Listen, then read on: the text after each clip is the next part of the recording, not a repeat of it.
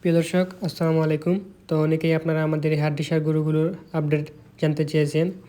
তো এগুলা আপনার আনার আজকে 1.5 মাস হয়েছে। তো 1.5 মাসের মধ্যে আপনার মোটামুটি ভালো একটা পরিবর্তন হয়েছে। তো এগুলোকে এখন আমি দানাদার খাবার দিয়েছি, এগুলো দানাদার খাবার খাচ্ছে। তো এই গরুগুলো আপনার 1.5 মাস হয়েছে। 1.5 মাসে যেহেতু আমাদের কাঁচা ঘাস নাই, তাই আমরা এগুলোকে খড় এবং অল্প দানাদার দিয়েই পালন করতেছি, যেহেতু আমাদের কাঁচা ঘাস নাই। তো এই হাড্ডি সার গরুগুলো আনার আপনার 1.5 মাস হয়েছে। তো 1.5 মাসের মধ্যে আমি এদের পিছনে তেমন একটা টাকা খরচ করি নাই। তো এই 1.5 মাসে আপনার এই 5টা গরুর পিছনে আমি মাত্র 5,000 টাকা খরচ করেছি, সব মিলিয়ে মেডিসিন সহকারে আপনার দানাদার। যেহেতু এগুলোকে অল্প দানাদার খাবার দেই এবং অল্পতেই মোটামুটি 2 বেলা দিই, সকালে একবার এবং বিকালে একবার। এগুলোকে অল্প অল্প করে দিই, যেহেতু এগুলো ছোটো ছোটো বাছুর, হাড্ডি সার বাছুর, এগুলো অল্পতেই আপনার হয়ে যায়।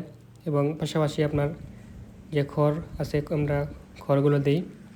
তো যেহেতু আমি প্রথমবার এগুলো পালন করতেছি, তাই এগুলোর পিছনে তেমন একটা টাকা খরচ করতেছি না। তো আমি তো প্রথমবার দেখতেছি এগুলো কেমন গ্রোথ হয় এবং এগুলো থেকে কেমন লাভ আসে। কারণ খরচ বেশি করলে এগুলা দিয়ে পোষাবে না, যেহেতু এগুলো হাড্ডি বাছুর এবং একদম দেশি গরু। তো এই হাড্ডি সারগুলো আমি আপনার আরও 1 মাস থেকে 1 মাস বা 1.5 মাস রাখবো।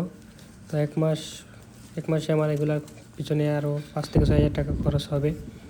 তো এগুলোকে আমি তারপর বিক্রি করে দেবো, যেহেতু আপনার মোটামুটি একটা গ্রোথ চলে এসেছে, আগের থেকে মোটামুটি একটা গ্রোথ এসেছে। তো এখনই বাজারে নিলে এগুলো বিক্রি করা যাবে, মোটামুটি ভালো দামে বিক্রি করতে পারবো আশা করি। তো এগুলোকে যদি আপনার কাঁচা ঘাস দেওয়া যেত তাহলে আরও দ্রুত গ্রোথ হতো। তারপরেও আপনার খড় এবং দানাদার দিয়ে মোটামুটি ভালো একটা গ্রোথ এসেছে।